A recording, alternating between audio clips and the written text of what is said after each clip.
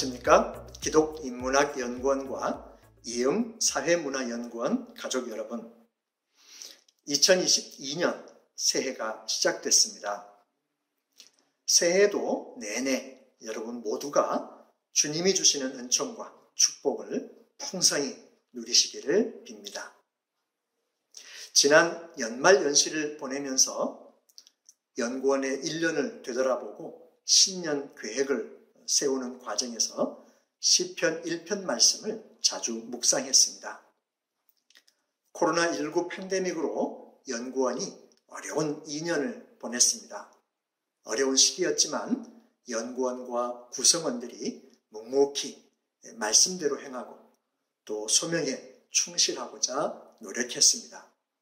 지금도 여전히 어려운 상황이 계속되고 있지만 많은 분들이 기도하고 또 협력하고 헌신하고 계십니다. 그래서 우리 연구원이 시냇가에 심은 나무처럼 늘 푸르고 또 철따라 많은 열매를 맺으리라 희망합니다. 또 그렇게 되리라 믿습니다. 몇 해 전부터 우리 연구원이 신년 초에 신년 할애회를 개최하고 있습니다. 금년에도 연구원 가족들과 후원자들이 함께 인사와 덕담을 나누는 시간을 가지고자 합니다. 연구원의 가족들이 그동안의 활동과 새해 계획을 나누며 새로운 각오를 다지는 시간입니다. 서로 대면해서 반갑게 뵙고 감사와 응원의 말씀을 나누면 더없이 좋겠습니다. 그런데 팬데믹 상황이 여전히 위기 국면이라 모임을 갖지 않기로 했습니다. 작년에 이어서 금년에도 동영상으로 신년 할애회를 대신하고자 합니다. 대단히 아쉽고 안타까운데 손과 마음을 담아 여러분들의 이해와 양해를 부탁드립니다. 동영상을 통해 연구원의 활동 상황과 신년 계획을 설명드리겠습니다. 지난 한 해 열심히 활동했고 여러 열매도 거두었습니다. 새해에도 다양한 아카데미와 연구 프로젝트와 대외 활동을 계획하고 있습니다. 이런 내용들을 살펴보시고 연구원의 실무자들과 구성원들에게 응원과 격려의 인사를 보내주시기를 부탁드립니다. 새해에도 내내 우리 연구원과 동행해 주시고 다양한 프로그램에 적극 동참해 주시기를 바랍니다. 다시 한 번 더 여러분에게 평강과 평화의 인사를 드리면서 인사를 마치겠습니다. 지금도 살아 역사하시는 하나님 감사합니다. 2021년이 가고 22년을 맞이합니다. 지금까지 기독인문학연구원과 이음사회문화연구원을 지켜주시고 함께 해주신 하나님께 감사와 영광을 올려드립니다. 수많은 일들 가운데서도 지금까지 지속해 해주시고 이끌어 주심은 하나님의 은혜요 하나님의 인도하심인 줄 압니다. 감사와 영광을 올려드립니다. 오늘 귀한 시간을 통하여 1년을 돌아보며 주님의 일하심을 기억해 보려 합니다. 힘들고 애쓰신 대표님을 비롯한 운영위원 회원님들과 실무기획팀들 모두에게 하나님의 놀라운 위로와 평강이 임하시기를 기도합니다. 코로나로 힘든 시기이지만 하나님의 뜻을 알기에 우리는 능히 견디어 나가고 있습니다. 고난이, 질병이 우리를 힘들게 할지라도 주님이 우리와 함께 하시니 능히 이길 수 있음을 감사드립니다. 2022년 이민년에도 동일한 은혜가 우리 모두에게 임하길 기도드립니다. 건강 주시고 경제가 안정이 되고 이 나라의 지도자가 하나님의 뜻에 합한 사람이 세워지길 간절히 원합니다. 오늘 처음 시작하는 시간부터 마치는 시간까지 하나님이 늘 함께 하실 걸 믿고 이 모든 말씀 예수님의 이름으로 기도드렸습니다. 아멘. 안녕하십니까. 기독교원 연구원의 운영이사를 맡고 있고 천연식품이라는 회사의 대표이사를 맡고 있는 천석규라고 합니다. 작년 이맘때 줌으로 신년회를 할 때만 해도 올해까지 줌으로 신년회를 할 거라고는 상상하지 못했는데 요즘은 모든 일이 상상을 초월하고 예상을 빗나가니 오히려 이런 상상 불가, 예측 불능이 일상이 되고 익숙해지는 것 같습니다. 무엇이 정상이고 무엇이 비정상인지 혼란스럽기만 합니다. 이런 이상한 코로나에 또 괴상한 선거까지 난리라 더욱 혼란스러운 시기인 것 같습니다. 그러나 지금이 오히려 여기 모신 분들, 이곳에 함께 하신 우리 지식인들, 기독인들, 또 우리 기독인문학연구원과 이음사회문화연구원의 역할과 책임이 더욱 중요한 것 같습니다. 그런 의미에서 혼란스럽고 여러 가지로 어려운 작년 2021년에 우리가 이룩한 성과는 눈부시다고 할 수 있습니다. 작년을 돌이켜보면 우리가 한 일들이 나름 뿌듯하지 않습니까? 특히 그 중에서도 우리의 기후위기 시대의 기독교라는 프로젝트는 우리 모두의 자랑과 보람이 아닐 수 없습니다. 시기가 적절하고 의미가 크다고 하겠습니다. 이 프로젝트는 기독인문학연구원과 이음사회문화연구원, 그리고 기독교 환경교육센터 설립, 그리고 H2그룹 주식회사가 공동 주최하고 한국교회 생명신학포럼이 공동 연대하고 마침 또 제가 대표로 있는 천연식품이 후원기관이 되어 추진하고 있는 야심찬 프로젝트입니다. 그 열매로서 올해 새물결 플러스에서 도서가 나올 예정이고 또한 그 실천의 일환으로 여러 세미나와 강연이 기획되어 있습니다. 그리고 올해도 작년과 마찬가지로 여러 아카데미와 프로젝트를 우리가 야심차게 기획하고 있습니다. 이 모든 것이 가능한 것은 여러 후원자님들과 여러 봉사자님들, 그리고 당연히 여러 여기 계신 참여자님들이 있기 때문입니다. 강남교회, 은혜의 동산교회, 예수향남교회, 100주년 기념교회의 후원에 감사드립니다. 그리고 미션펀드 및 여러 경로를 통해서 후원해 주신 여러 후원자님들께도 깊은 감사를 드립니다. 누구보다도 우리 고재백 원장님과 박유미, 박성철, 윤성덕, 윤구경, 유성환, 강호숙, 이강선, 여러 박사님, 교수님들 기꺼이 참여해 주신 여러분들께 진심으로 감사드립니다. 그리고 물론 최욱경, 송주연, 안동현, 이수철, 우리 연구원 식구들께도 깊은 감사를 드립니다. 옛날에는 우리 고 원장님 홀로 고군분투하시는 것 같았는데 이제는 여러 식구들이 든든하게 함께하고 있는 모습을 보게 됩니다. 이런 모든 어려움 중에서도 이와 같은 수고하시는 것이 어디 쉬웠겠습니까? 사실 이것이 누가 시킨다고 할 수 있는 일은 아니지 않습니까? 우리 모두는 이 일이 올바른 일이기 때문에 하고 또 해야 되는 일이기 때문에 할 따름입니다. 여러분, 새해도 우리 식구 한 분 한 분 모두에게 지치지 않는 호랑이의 기운이 가득하여 뜻하시는 모든 일이 형통하시기를 기원합니다. 새해 복 많이 받으십시오. 감사합니다. 새해 2022년입니다. 새해를 기독인문학연구원 여러분들과 함께 맞이할 수 있어서 기쁩니다. 문득 2022년에 숫자 2가 3개나 있어서 2라는 숫자를 혼자서 생각해 봤습니다.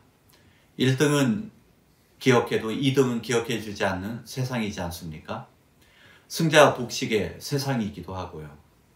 그런데 교회는 어떤가요? 또 우리가 지체가 되어서 지금 이루고자 하는, 또 이루고 있는 교회의 모습은 어떻습니까?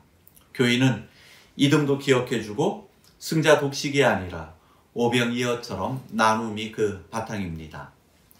그래서 새해에는 가족 안에서든 교회 안에서든 우리 사회 안에서 2등도 소중히 여기는 그런 마음이 널리 퍼졌으면 좋겠습니다. 오케스트라에는 제1바이올린 연주자와 또 제2바이올린 연주자가 있습니다.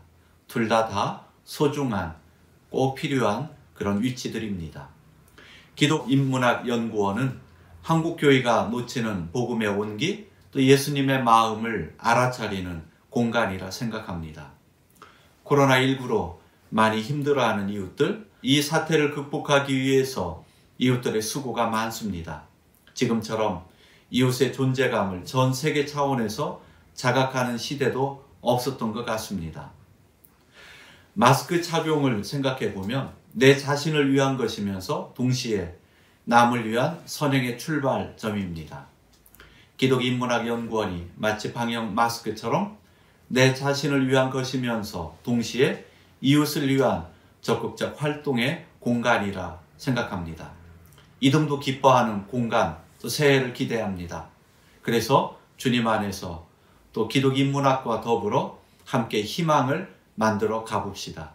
감사합니다. 반갑습니다. 김정욱 교수님, 안녕하십니까? 네, 안녕하세요.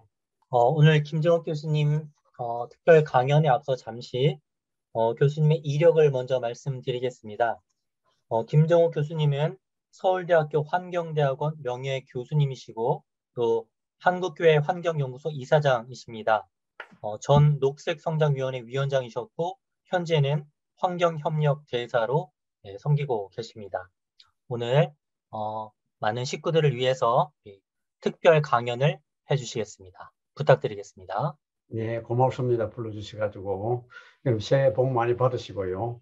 그리고 오늘 새해이기 때문에 우리나라 좀 어려운 일도 많고 복잡한 일도 많지만은 좀 희망적인 메시지를 좀 전해드리겠습니다. 그리고 많이 들어주셔서 고맙고요. 또 제가 제안하는 일에 많은 좀 동참이 있기를 제가 바라겠습니다. 제가 PPT 자료를 준비했으니까 그거를 가지고 제가 말씀을 드리겠습니다. 그래서 우리 지금 인류가 풀어야 할 가장 중요한 숙제라고 이렇게 보고 있는데 지금 우리나라에서는 그렇게 대통령 선거하면서도 별로 이게 이슈가 부각이 안 되고 있죠. 그래서 이 문제를 조금 말씀을 드리고 그리고 우리가 그리스도인들이 해야 될 일이 뭔가 그거를 좀 희망적인 관점에 좀 말씀드리려고 합니다. 지금 코로나 때문에 다들 힘들지요. 그런데 이 코로나 같은 인수공통 감염병이 지난 반세기 동안에 기후변화가 세지면서 한 80여 가지가 돌았어요. 그래서 에이즈, 사르스, 메르스, 구제역 저로독감 이런 것들입니다. 그래서 지금 코로나만 하더라도 이것 때문에 지금 죽은 사람이 전 세계에 550만 명이 지금 넘는데 우리나라는 5,500명이 넘고요. 그런데 이것보다 앞으로 훨씬 더 큰 문제가 닥치는 게 기후재앙입니다. 그래서 제가 이 코로나를 보면서 성경 말씀, 신명기 말씀이 올라섭니다. 신명기 28장을 보면 이런 말이 나옵니다. 내가 만일 내 하나님 여호와의 말씀을 순종치 아니하면 이 율법책에 기록하지 않은 모든 질병과 모든 재앙을 내가 멸망하지 내리실 것이니 이걸 보고 참 성경이 대단한 걸 느꼈습니다. 지금 보면 바이러스가 우리가 알고 있는 게 한 800만 종이 되고 곰팡이가 600만 종이 되거든요. 그래서 우리의 여기서 내릴 수 있는 질병이라는 건 무궁무진합니다. 그래서 이 기후변화가 일어나면서 이 질병이 확 지금 늘어나고 있습니다. 근데 이 질병이 그게 다가 아니고 기후재난이 닥치면 이보다 훨씬 더 큰 재난이 옵니다. 이거는 아마 인류 멸망까지도 우리가 예측하고 있는데요. 그런데 이 기후재난이라는 게 지난 반세기 동안에 건수가 10배 이상 늘었고 피해액은 20배 이상 늘었습니다.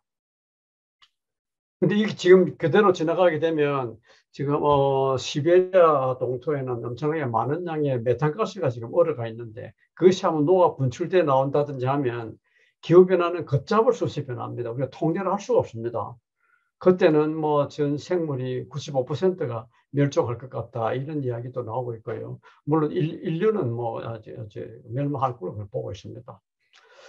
성경에 이런 말씀이 있습니다. 계시록 16장 8절에 보면 넷째 천사가 대접을 쏟으니 사람들이 불로 태워가지고 재난을 당하더라 하는 이런 말씀이 있습니다.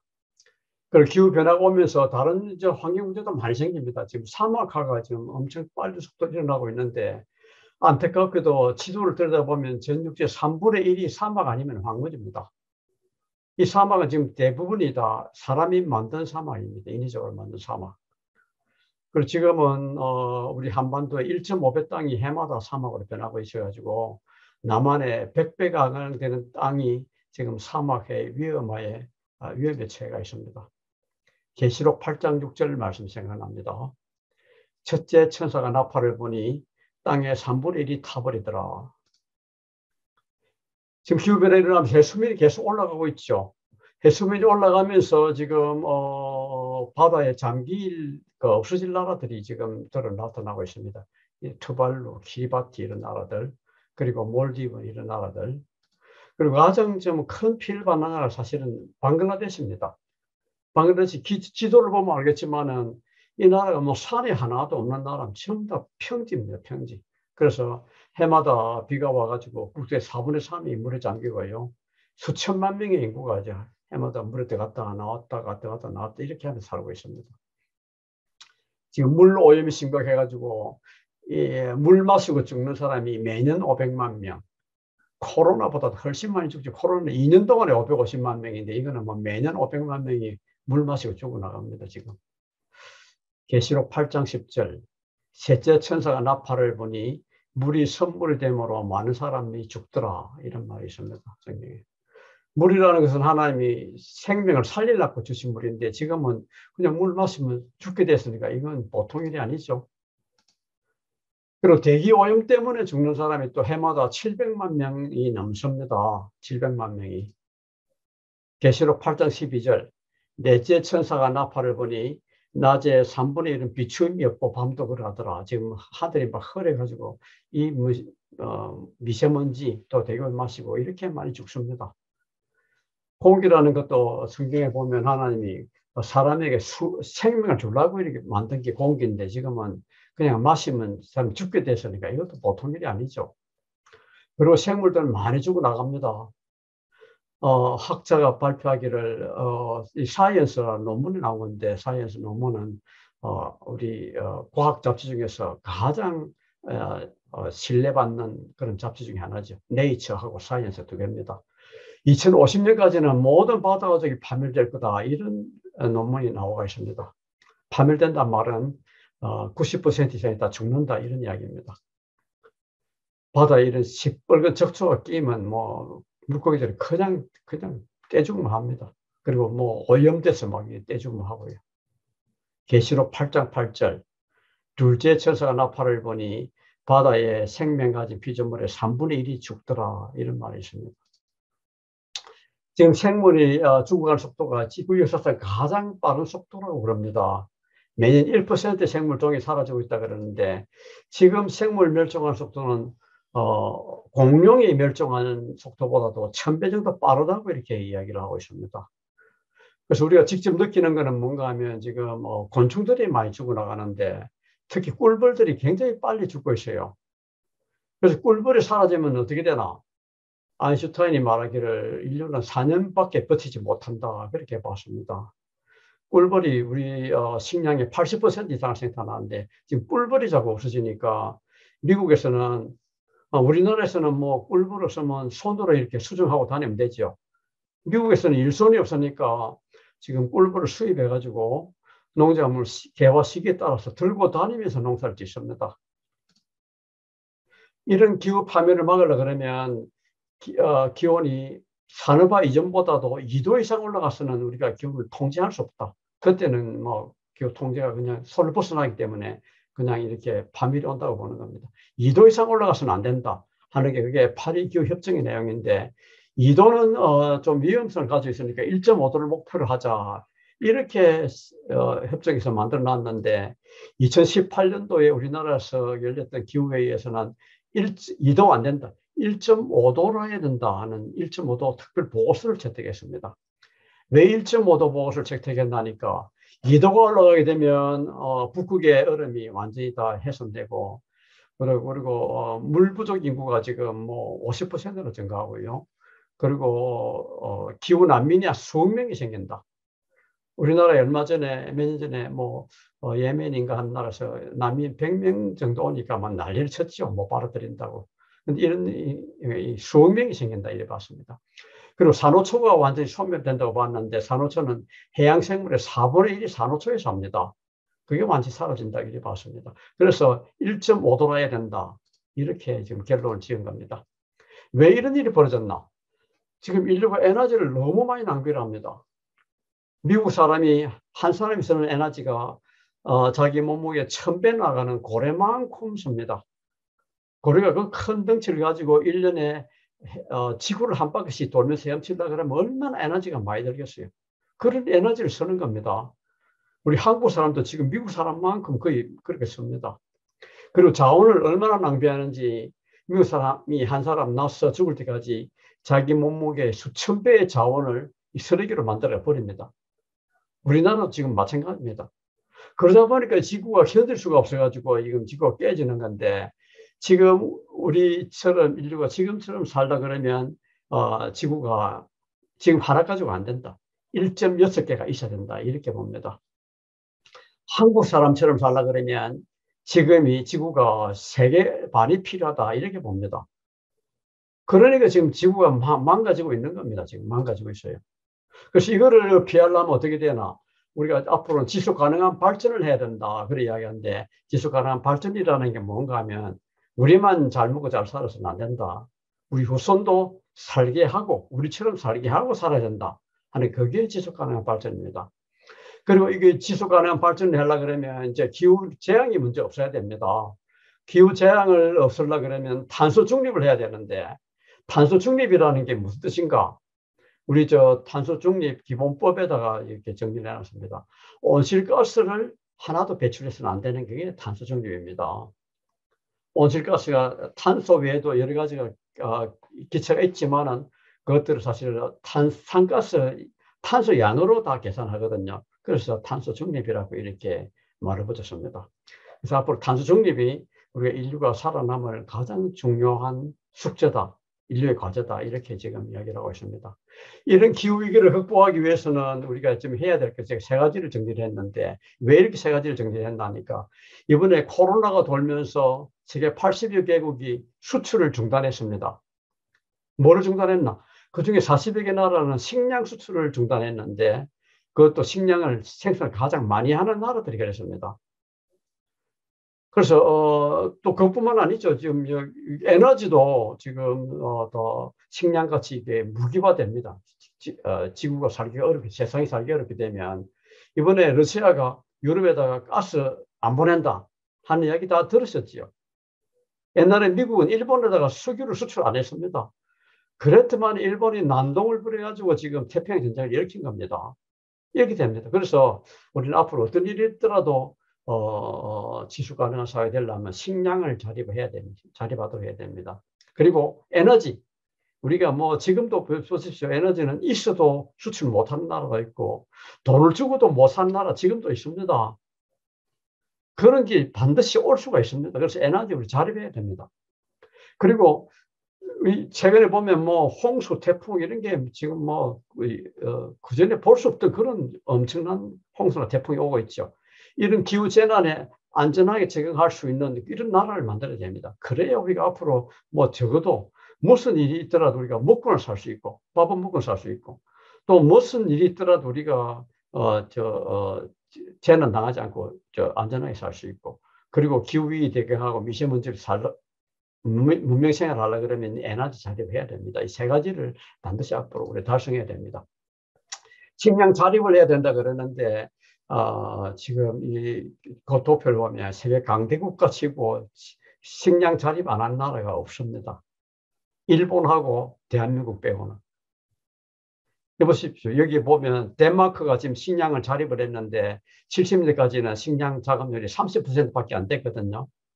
지금 자립하고 식량 수출합니다. 큐바가 소련이 멸망하고 난 뒤에 소련이 석유를 안 주니까 식량을 공급 못 했어요. 엄청 고통받았습니다. 지금은 석유 없어도 먹고 살 수 있도록 그렇게 나라를 만들어 놨습니다. 소련이 망하고 난 뒤에 북한도 그냥 석유 안 주니까 식량을 생산을 못 해가지고 많은 사람이 굶어 죽었지요. 우리도 이런 일이 언제든지 올 수 있습니다. 그래서 식량 자립을 해야 됩니다. 그런데 우리가 70년대 이래로 농지 면적이 70%로 줄었는데 곡물 자급률은 20%대로 떨어졌습니다. 이거는 지금 있는 농지에서 농사를 제대로 못 짓는다는 거거든요. 앞으로 농사 잘 지을 수 있도록 규모있게 지을 수 있도록 이렇게 해야 됩니다. 축산을 많이 하는 것도 지금 식량 자립에 큰 제약이 됩니다. 축산을 만해가 축산이 온실가스의 거의 20%를 내고 있어요. 전 세계적으로 보면. 그리고 이번에 코로나가 돌고 인수 공통병이 공통전 감염병이 많이 돌았잖아. 이것도 축산이 너무 많이 되고 있는데 그게 이유가 있습니다. 축산을 많이 하면서 그렇게 깊은 생태계를 다 파헤쳐가지고 동물 농장을 하다 보니까 이게 깊은 생태계에 있던 병들이 동물에게 오고 동물에 있던 게 사람에 오고 이런 일이 벌어진 거거든요. 그래서 고기를 좀 적게 먹어야 됩니다. 고기를 너무 많이 먹다 보니까 이런 일이 벌어진 겁니다. 고기만 먹는 짐승들은 보면 찾아보시면 송곳니밖에 없지요. 그거 보세요. 송곳니밖에 없습니다. 고기 먹는 짐승은. 풀만 먹는 짐승들은 보면 전부 다 송곳니가 하나도 없어요. 근데 사람은 송곳니가 몇 개인가? 딱 4개 있습니다. 4개. 그래서 하나님 우리 보고 너는 고기를 8분의 1 정도만 먹어라. 이렇게 해서 그렇게 송곳니 4개만 주신 것 같아요. 고기 먹는 거 좀 줄여야 됩니다. 그리고 이제 온실가스를 내보내지 않아야 되는데 우리나라는 이명박 박근혜 정부 이르기까지 온실가스를 한 번도 줄인 적이 없습니다.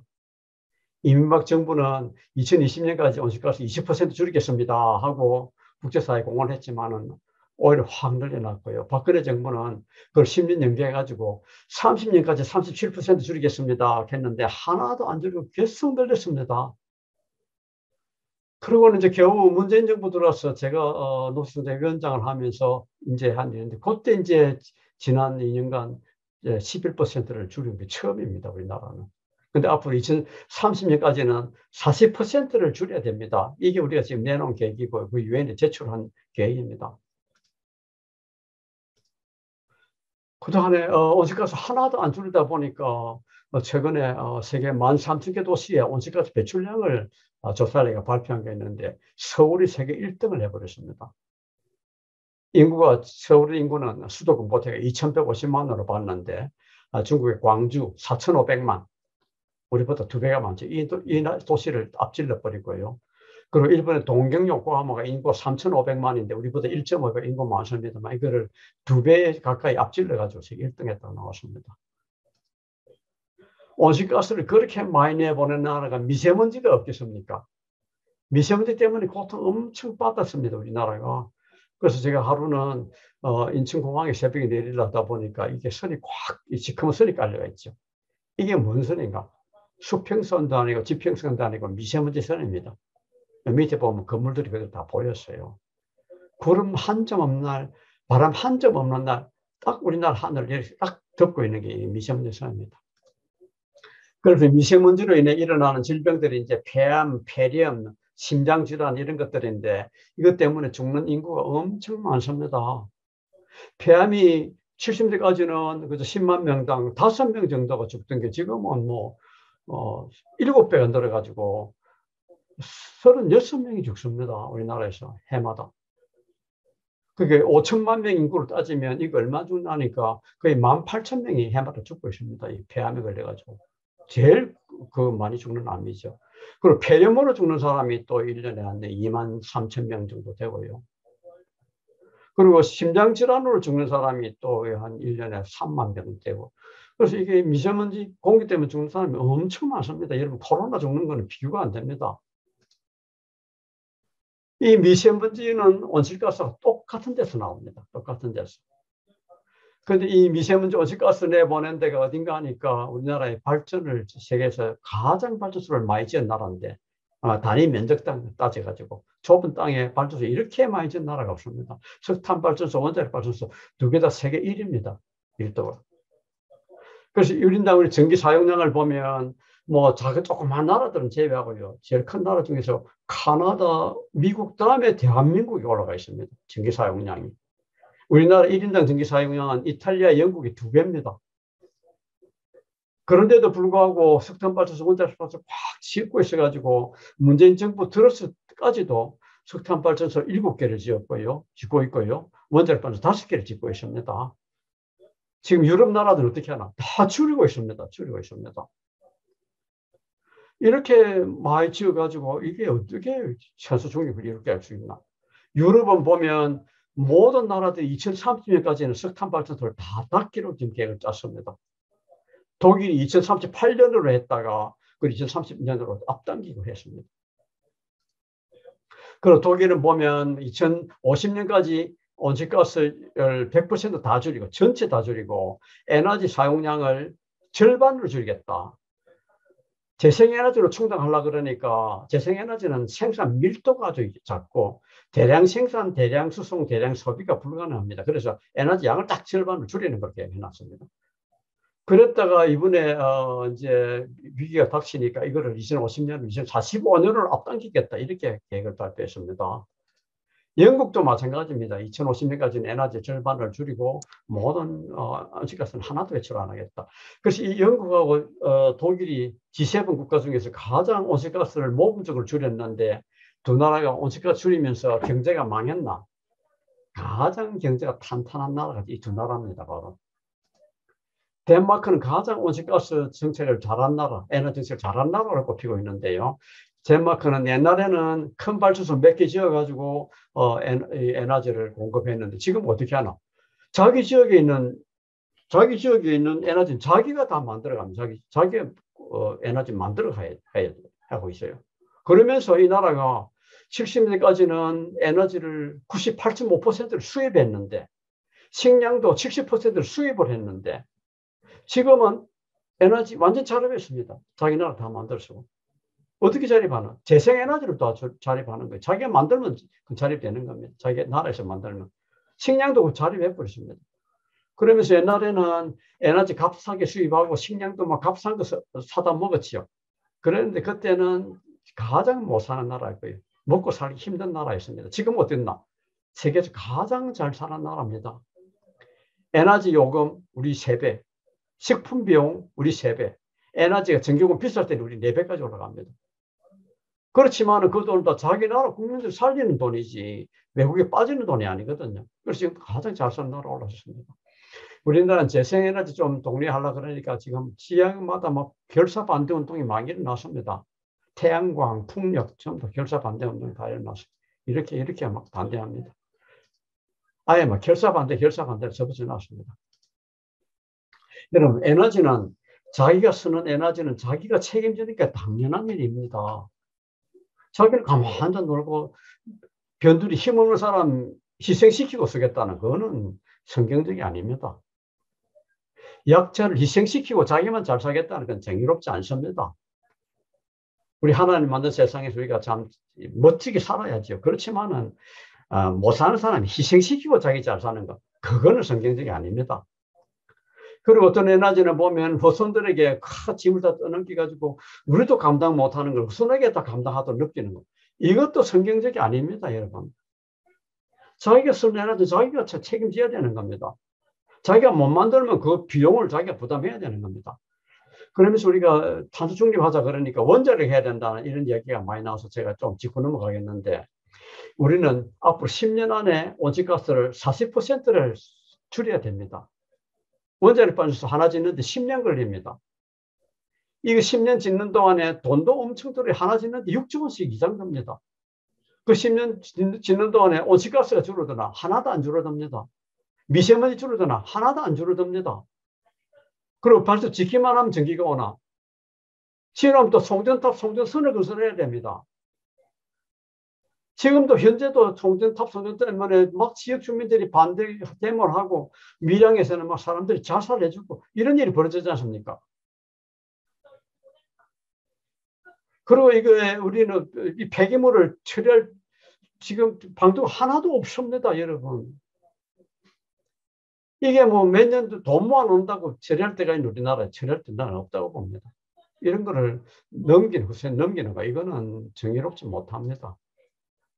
그래서 이유는 독일, 영국뿐만 아니라 이제 모든 나라들이 2050년까지는 탄소 중립을 하겠다고 이랬다 선언해놨는데 그렇게 한 이유가 제일 문제죠. 그리고는 이제 전 세계 지금 136개국이 동참하기로 했는데 우리나라도 여기 이제 동참하기로 했죠.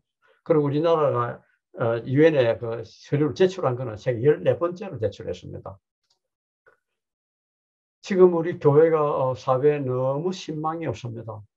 코로나 전만 하더라도 교회를 신뢰한다는 사람은 교회 다니는 사람만 그렇고 뭐 보통 절반이 이제 신뢰하지 않는다 그러는데 코로나 딱 거치고 나니까 관심 없던 사람들까지 전부 다 이제는 예수제들 못 믿겠다고 다 돌아섰습니다.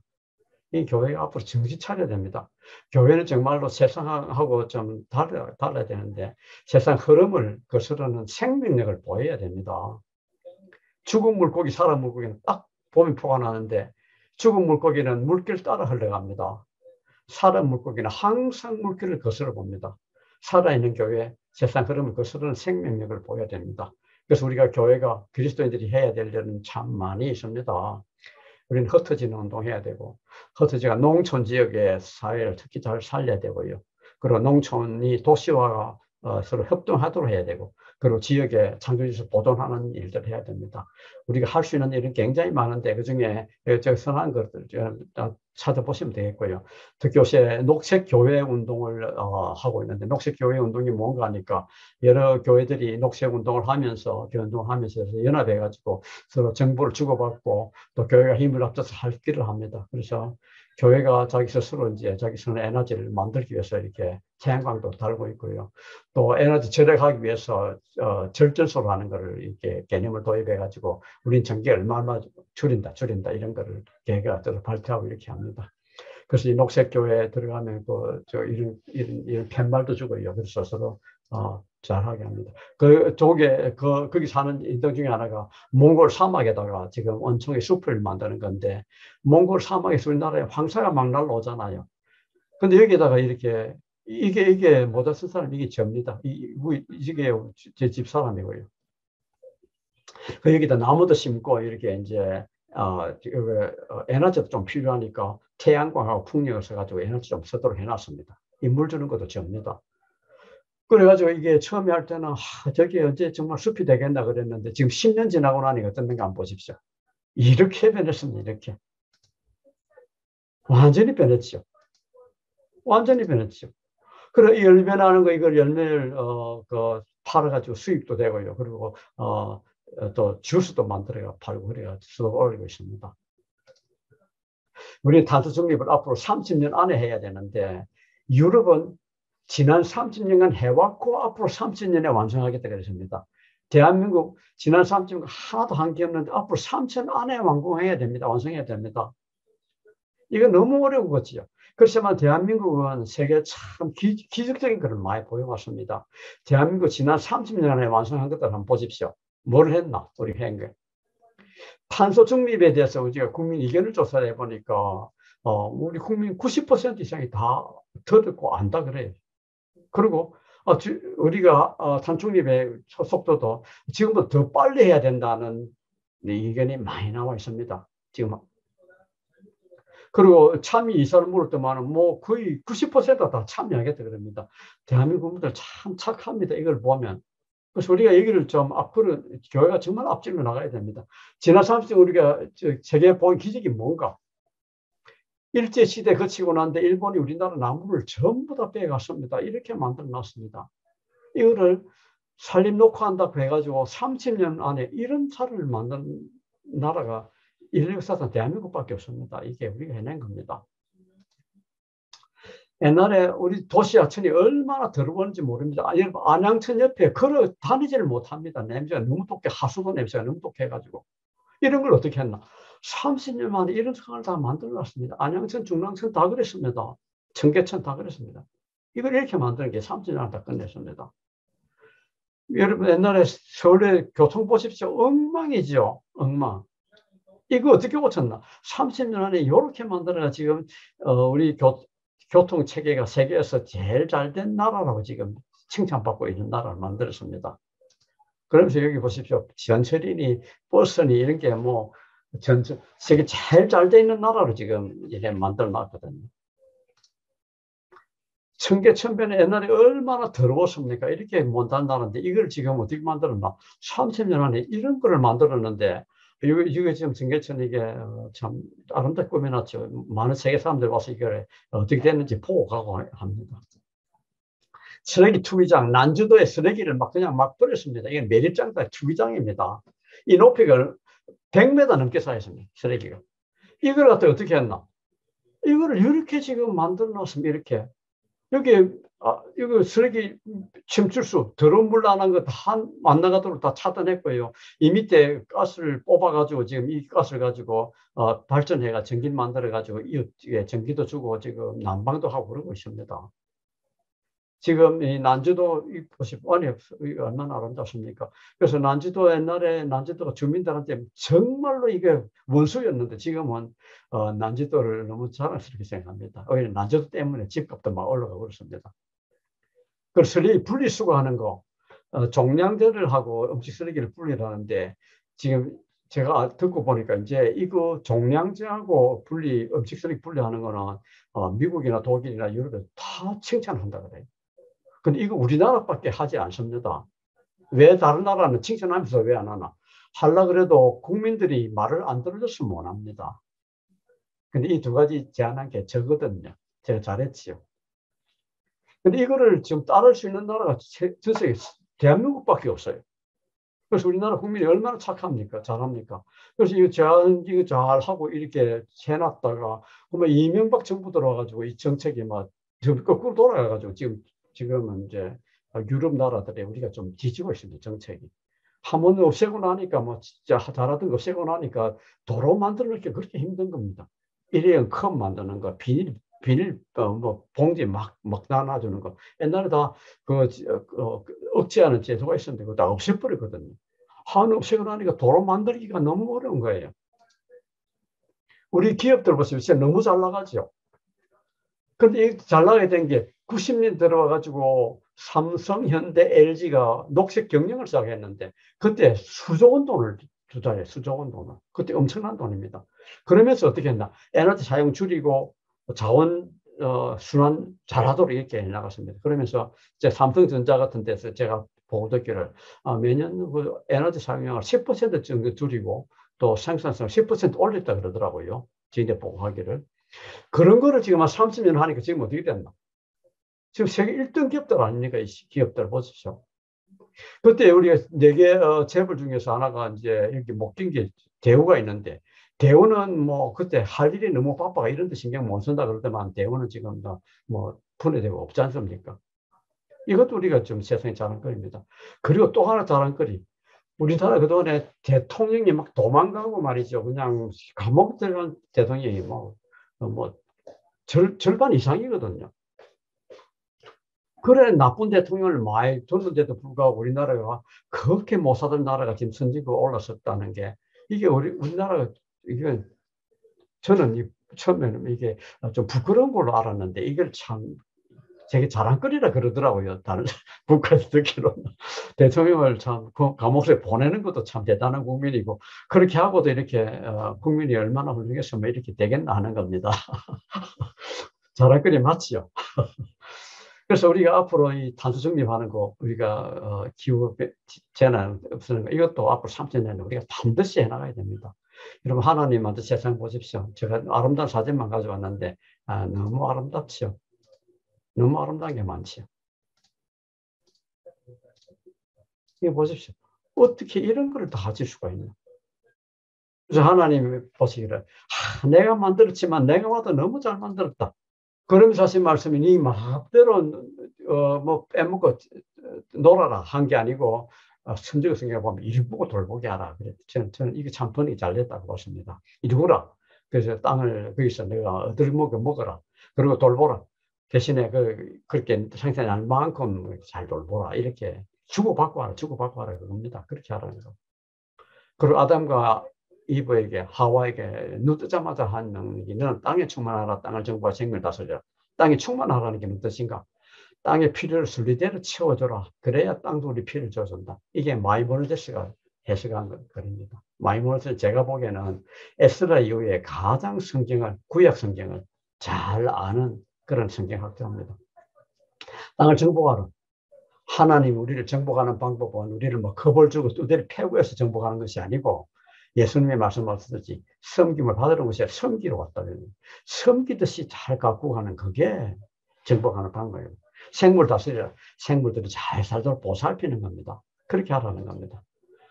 그리고 거기에 대한 대기는 요한계시록에 나옵니다. 마지막 날에는 심판한 날에는 주의 이름을 경외한 자들에게 상 주시지만은 땅을 망하게 하는 자들은 멸망시킨다 그랬습니다.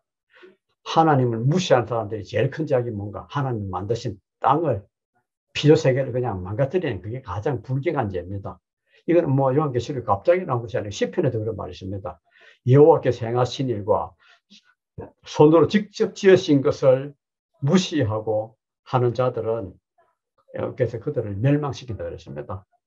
오늘 여러분 새해 만나게 돼서 반갑고요. 새해 복 많이 받으시기 바랍니다. 그리고 강의 들어주셔서 고맙고요. 앞으로 우리가 희망을 전하는 그런 그리스도인이 되기를 제가 바라겠습니다. 고맙습니다.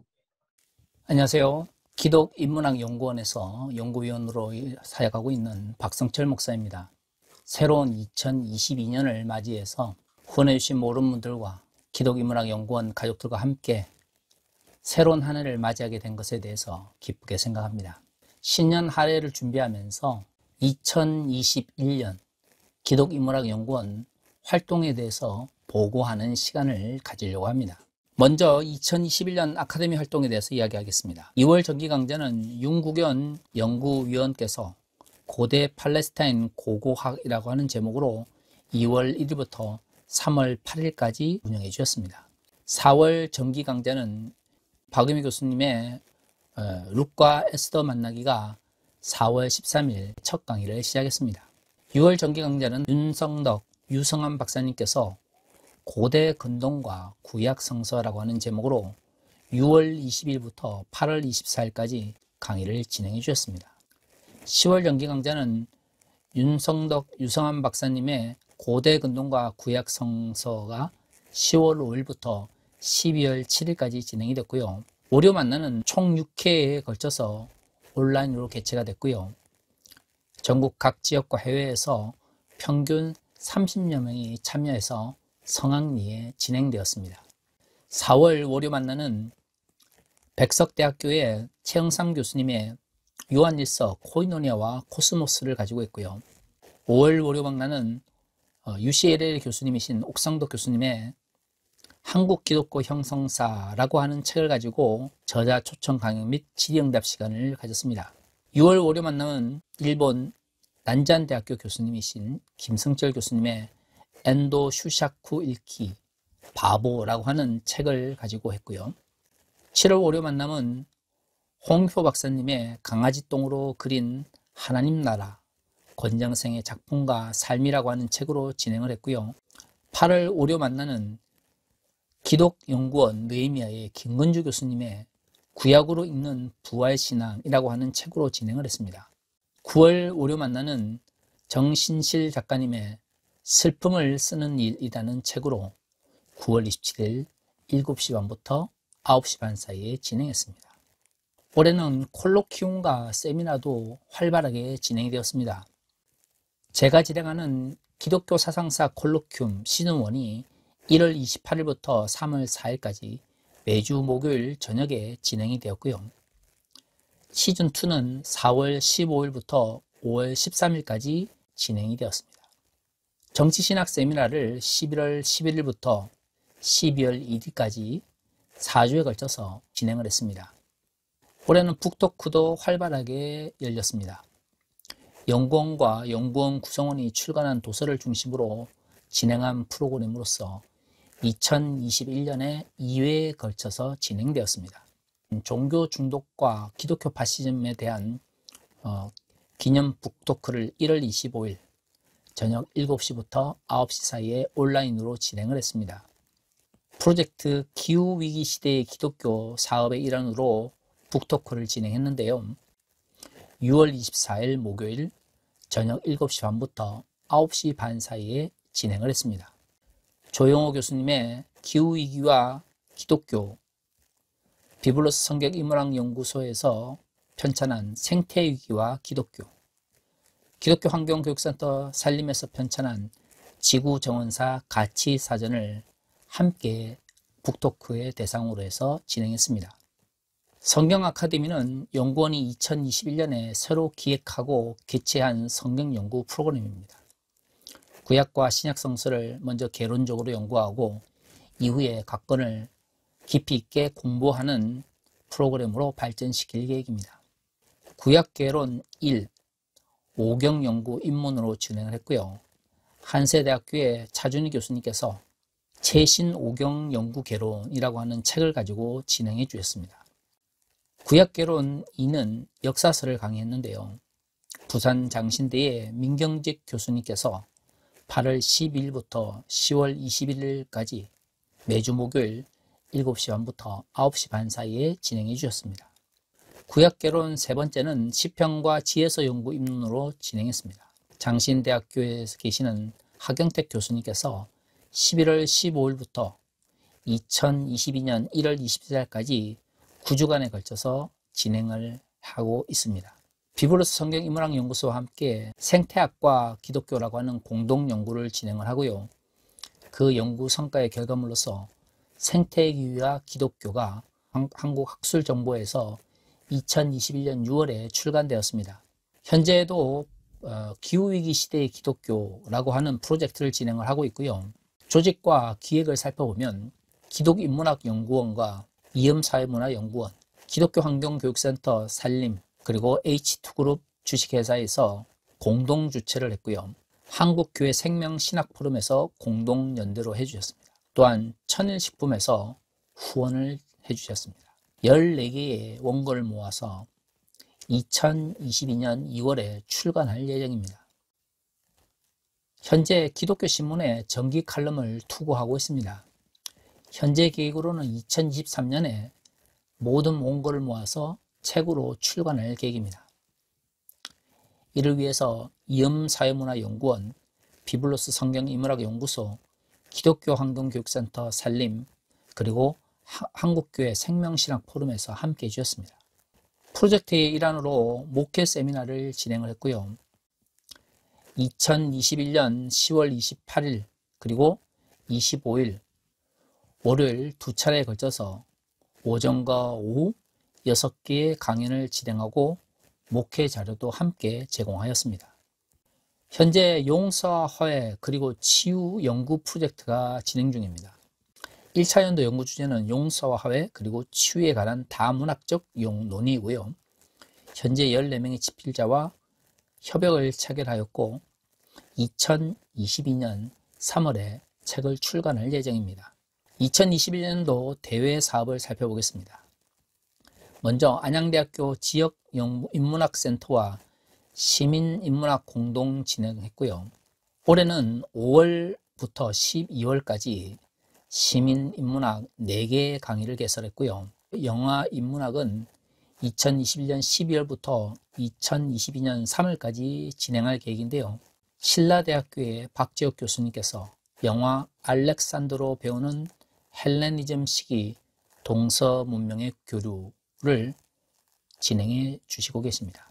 두 번째는 내를 건너 숲으로, 즉 내숲 도서관입니다. 2021년 10월 30일부터 11월 20일까지 토요일 오전 10시부터 12시에 진행을 했고요. 이음사회문화연구원과 내숲 도서관이 공동 주최를 하고 서울시 인재개발원에서 후원해 주셨습니다. 이렇게 살펴보고 보니까 2021년 작년 한 해 동안 저희 기독인문학연구원에서 많은 프로그램과 또한 프로젝트를 진행했던 것을 알 수가 있습니다. 작년에 마무리가 된 것도 있고 아직도 진행되고 있는 것도 있는데요. 2022년에는 더욱더 알차고 그리고 많은 이들에게 호응을 얻을 수 있는 프로젝트와 프로그램을 통해서 우리 기독인문학연구원이 더욱더 성숙하고 한 단계 더 발전하는 한 해가 되었으면 좋겠습니다. 네, 안녕하세요. 기독인문학연구원의 안동현입니다. 2022년도 신년 계획안을 말씀드리도록 하겠습니다. 첫 번째는 기독인문학 아카데미의 정기 강좌 개최건입니다. 1년에 4번의 정기 강좌가 개최되고요. 매회 2개 내지 3개의 강좌가 개설될 예정입니다. 네, 다음으로는 월요 만나 프로그램입니다. 특별 강연 및 독서 세미나가 열리는데요. 월 1회 월요 만나 프로그램으로 특별 강연이나 독서 세미나가 개최됩니다. 월요 만나 특별 프로그램으로 슬기로운 신자 생활 강연이 개최됩니다. 세 번째는 특별 강의 기후위기 시대의 기독교입니다. 프로젝트 기후위기 시대의 기독교의 사업 일환으로 아카데미가 강좌가 개최됩니다. 프로젝트 기후위기시대의 기독교 집필 참여자를 중심으로 곧 출간될 기후위기시대의 기독교를 교재로 삼아서 강의가 진행될 예정입니다. 네 번째는 특별 프로그램 고대 근동학 강의입니다. 우리 연구원이 자랑할 만한 특화된 인문학 강의로서 고대 근동학 강좌가 있는데요. 이 강좌가 개설됩니다. 강의 주제는 고대 메소포타미아, 고대 이집트, 고대 이스라엘, 구약 성서 고고학입니다. 다섯 번째, 콜로퀴움 및 세미나입니다. 특화된 주제를 중심으로 깊이 있는 세미나를 진행할 계획입니다. 여섯 번째는 저자 초청 북토크입니다. 연구원 사업이나 연구원 구성원의 신간 출간에 맞추어 개최할 예정입니다. 일곱 번째는 성경 아카데미입니다. 2021년도에 이어서 2022년도에도 성경 아카데미가 진행될 계획입니다. 구약과 신약 성서를 먼저 개론적으로 연구하고 이후 각권 성서를 깊이 있게 공부하는 프로그램으로 발전시킬 계획입니다. 다음은 연구원의 프로젝트 계획입니다. 첫 번째 프로젝트, 기후위기 시대의 기독교입니다. 기후위기 시대의 기독교 책이 출간되는데요. 이 책을 바탕으로 프로젝트가 진행될 예정입니다. 또한 기후위기 시대의 기독교, 아카데미 강의 및 강연이 기획될 예정입니다.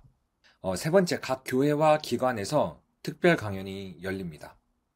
네 번째, 기독교 신문 정기 칼럼에도 투고됩니다.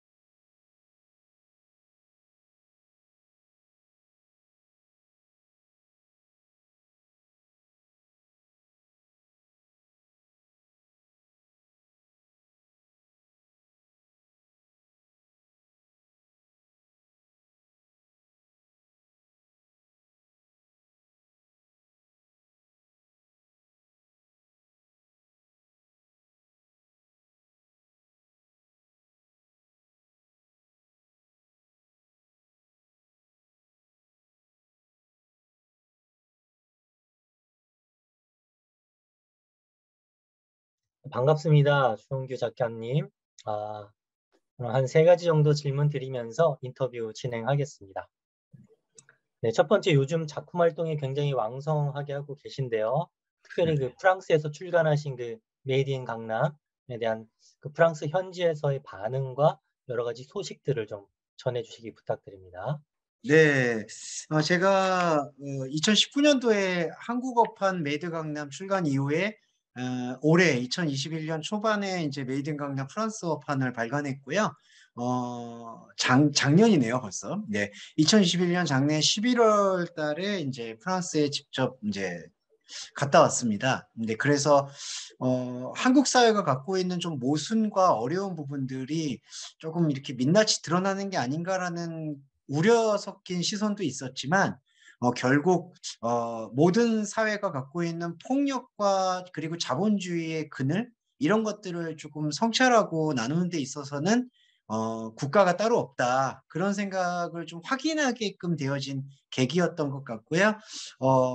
이 메이드 인 강남이라는 소설을 프랑스에서 현지로 이제 영화하고자 하는 그런 프로모션 계획을 좀 구체화했고 아마 내년부터는 그걸 좀 구체화하려고 하는 흐름이 있는 것 같습니다. 네. 그럼 이제 영화로도 만들어진다는 말씀이시군요. 네, 아마 국내에서는 지금 현재 기획사에서 영화 제작을 이제 초읽기에 들어가고 있고요. 그 다음에 이제 그와 별도로 메이드 인 강남이라는 것을 이른바 제목을 메이드 인 파리로 바꿔서 그런 파리의 중심가에도 조금 어두운 그늘 그리고 자본주의의 늪 이제 이런 것들을 주제로 프랑스 현지의 감독님과 배우님이 함께하는 그 이제 영화가 제작을 이제 기획하고 있습니다. 여러 가지 축하드릴 일이 많이 있는 것 같습니다. 축하드립니다. 예, 그러면은 이번에 새로 나온 신작 탈무드 오늘 하루 첫 번째 날처럼 마지막 날처럼 이 책을 좀 소개 부탁드리고 또 제목을 이렇게 잡은 이유가 무엇인지도 좀 궁금하거든요. 네. 네, 이 책을 제가 이렇게 갖고 왔는데요. 네, 네. 네. 예, 되게 이게 그 일러스트 디자이너신 분들이 되게 좀 따뜻하고 편하게 읽었으면 좋겠다라는 그 출판사 대표님과 저의 뜻을 잘 이렇게 반영해 주신 것 같아요. 아주 이제 따뜻한 느낌의 이제 디자인이 되었고, 원래 이제 탈무드가 그 어떤 삶의 교훈이라든지 인생 교육 이런 것에 많이 좀 치우쳐 있는 편인데요. 사실은 또 어떤 면에서는 현대사회에 현대인들의 많이 지쳐 있는 그 영혼과 마음을 어느 정도는 달래주고 위로해주는 그러한 그 맥락도 있다고 생각이 들었습니다. 그래서 이제 원래 제가 그 원전으로 읽는 탈무드라는 그 미국의 랍비가 쓰셨던 책을 이제 번역을 했었고요. 이제 거기에서 좀 영감을 받아서 우리 그리스도인들에게도 폭넓게 영혼의 치유라든지 마음의 쉼 이제 그러한 노하우들을 조금은 이렇게 간접적으로 살펴보면 어떻을까 하는 마음에 요 탈무드라는 책을 좀 제가 이제 편역이라고 하죠. 이제 편정하게 되었고요. 이 헤드 카피가 오늘 하루 첫 번째 날처럼 마지막 날처럼이라는 것은 저는 좀 요걸 약간 확장시켜서 기독교인이 갖고 있는 그 생명의 가치 중에 영원한 현재라는 가치를 저는 제일 중요시하게 생각합니다. 그러니까 과거에 얽매이거나 너무 미래지향적으로만 목표에 사로잡히지 말고 오늘 하루를 영원한 현재로 생각하는 삶이 그리스도인에게는 오히려 더 필요한 삶의 덕목이 아닌가라는 생각이 들어서 탈무드에 있었던 요 인용 구절을 저는 좀 마음에 들어서 픽하게 된 것 같습니다. 아, 그렇군요. 네, 어쨌든 이번 신작도 굉장히 기대가 많이 됩니다. 네, 그러면은 앞으로의 작품 계획은 또 어떻게 되시는지 여러 가지 일정상 많이 바쁘시기도 하고 영화 같은 것들도 돌봐야 되고 그럴 텐데 앞으로의 작품 계획과 그리고 마지막 기독인문학 연구원 식구들에게 새해 인사도 좀 한번 같이 부탁드리겠습니다. 네, 저도 기독인문학연구원에 소속돼 있으시고 관심 가져주시는 모든 분들에게 이 기독인문학연구원이 기독교와 세상을 연결해주는 소중한 마중물 역할로서 기능하고 있다는 것을 조금 강조해서 말씀드리고 싶고 함께 더불어 많이 참여해 주셨으면 하는 마음 밝히고요. 저는 크리스찬이자 목사로서 기독교 문화가 단지 좀 교조적이고 교훈적으로만 접근되는 것을 넘어서서 많은 사람들의 문화의 저변에 진정한 휴머니티는 하나님과의 교감이다라는 주제의식을 가지고 그러한 주제의식을 담아내는 소설 그리고 그 소설의 영화화 드라마화를 조금 더 이제 2년에는 집중하려고 하고 있습니다. 그래서 올해에는 이제 제가 그 메이디 강남 때 다 쓰지 못했던 가출 청소년과 이 시대에 소외받은 사람들의 이야기를 대본으로 묶어서 현재 이제 작업 중이고 촬영 직전 단계에 있고요. 그게 아마 런칭이 되면은 넷플릭스나 아니면 티빙 플랫폼으로 여러분들께 찾아뵐 수 있을 것 같습니다. 앞으로도 더 다양하게 드라마 대본과 소설로 찾아뵙도록 노력하겠습니다. 감사합니다. 감사합니다. 앞으로도 네, 많은 감사합니다. 활동 부탁드리겠습니다. 네, 감사합니다. 고맙습니다.